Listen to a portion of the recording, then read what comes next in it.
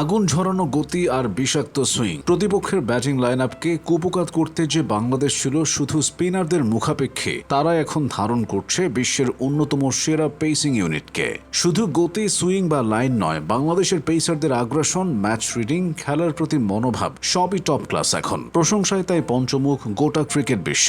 বদলে যাওয়া দলের গল্পে বাংলাদেশের পেস বোলিং এর সবচেয়ে বড় শক্তি এখন বৈচিত্র্য, ভেরিয়েশন। নতুন বলে বোলিং দরকার, শরীফুল, তাসকিন, হাসান মাহমুদ আছেন। ডেড বোলিংয়ে মুস্তাফিজুর রহমান রয়েছেন পৃথিবীর সেরাদের তালিকায়। মাঝের ওভারের বোলিং নিয়ে একটা চিন্তার জায়গা ছিল, মাঝে কিছুদিন সে সময় ভরসা জুগিয়েছেন ইবাদত হোসেন। 2023 সালে চোটে পড়ে ইবাদত ছিটকে যাওয়ার পর আর এই জায়গায় ভরসা করার মতো কাউকে পাওয়া যায়নি। তবে আপাতত সে দুশ্চিন্তাও কেটে যাওয়ার আভাস মিলেছে নাহিদ রানার নতুন আবির্ভাবে। মুস্তাফিজ, তাসকিনদের শুরুর পর গতি আর বাউন্সে ব্যাটসম্যানদের নাজেহাল করে মাঝের ওভারে তিনি উইকেট এনে দিচ্ছেন। বাংলাদেশের পেসারদের এমন ধারাবাহিকতা কয়েক বছর ধরেই। মাঠের বাইরে নিজেদের মধ্যে ভালো বোঝাপড়াটাই পেসারদের জোটবদ্ধ শক্তিটাকে বাড়িয়ে দিয়েছে।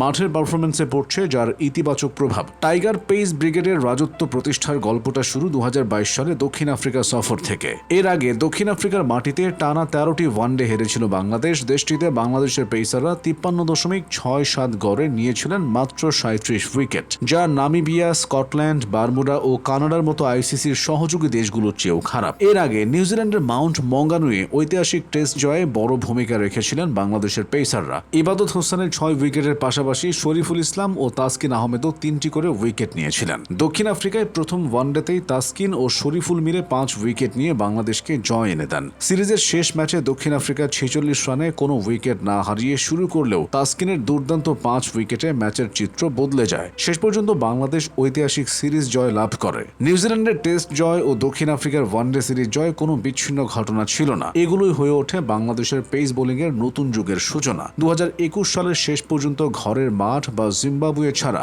বিদেশে কোনো টেস্টে বাংলাদেশের পেসাররা 10 উইকেট নিতে পারেননি। 2022 সালের পর থেকে তারা এমন কীর্তি করেছেন 6 বার। তাসকিন, মুস্তাফিজ, শরীফুল, হাসান মাহমুদ, ইবাদত, তানজিম সাকিবের পাশাপাশি বাংলাদেশের দ্রুততম বোলার নাহিদ রানার আবির্ভাব এই চিত্র পুরোপুরি বদলে দেয়। এই পরিবর্তনের পেছনে রয়েছে কিছু মানুষের দূরদর্শিতা ও প্যাশন। অনস্বীকার্য মুমিনুল হকের অবদান। ঘরোয়া লিগে তিনি একাদশে 3 পেসার রাখার উপর জোর দিতেন, ফাস্ট অ্যান্ড বাউন্সি উইকেট তৈরির অনুরোধ করতেন। তার পেস নির্ভর চিন্তা ছিল ভিন্নধর্মী। জাতীয় দলের অধিনায়ক হিসেবেও তিনি সেই মানসিকতা ধরে রাখেন। মুমিনুল হক সহজাত নেতা নন, জাতীয় দলের নেতৃত্ব তার উপর চাপিয়ে দেওয়া হয়েছিল। শুরুতে তা মেনে নিতে পারেননি তিনি, পরে সেটাকেই নেন চ্যালেঞ্জ হিসেবে। অনেক লড়াই করে যতটা সম্ভব টেস্ট সংস্কৃতি গড়ে তোলার সূচনা করেছেন। পেস বিপ্লবের স্বপ্ন মুমিনুলই দেখেছিলেন এবং প্রায় অসম্ভবকে সম্ভব করে ছেড়েছেন। পাশাপাশি Courtney Walsh, Charl Langeveldt, Ottis Gibson, Russell Domingo এবং অ্যালান ডোনাল্ড একে একে প্রত্যেকে বাংলাদেশের পেসারদের নিয়ে ব্যাপকভাবে কাজ করেন।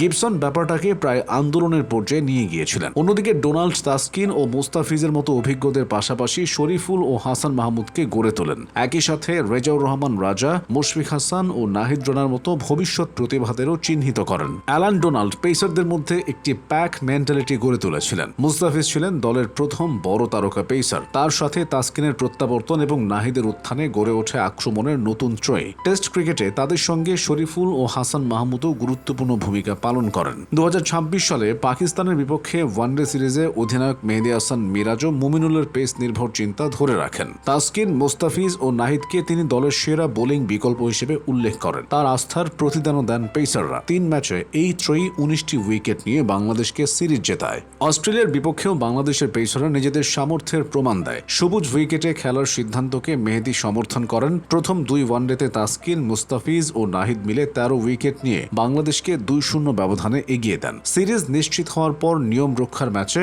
শরীফুল 48 রানে 6 উইকেট নিয়ে পেস আক্রমণের গভীরতা দেখান। অস্ট্রেলিয়ার বিপক্ষে চলতি সিরিজের প্রথম টেস্টে 9 উইকেটে জয় পায় বাংলাদেশ। 9 উইকেট নিয়ে হাসান মাহমুদ ম্যাচ সেরা হন। মোট 14 উইকেট তুলে নেন পেসাররা। সবচেয়ে আশাব্যঞ্জক বিষয় হলো এই পেস আক্রমণের বড় অংশই তরুণ। তাসকিনের এবং মুস্তাফিজের রয়েছে আন্তর্জাতিক অভিজ্ঞতা। নাহিদ, তানজিম হাসান সাকিব, মুশফিক হাসান ও শরীফুলের বয়স 25 বা তার কম। হাসান মাহমুদ ও রেজাউর রহমানও তুলনামূলকভাবে তরুণ। সামনে দীর্ঘ পথ। বাংলাদেশের পেস ব্যাটারি এখনও তাদের পূর্ণ সামর্থ্যে পৌঁছায়নি। নতুন অধ্যায়ে এই ইউনিট বাংলাদেশকে কি দিতে পারে সেটাই দেখার বিষয়।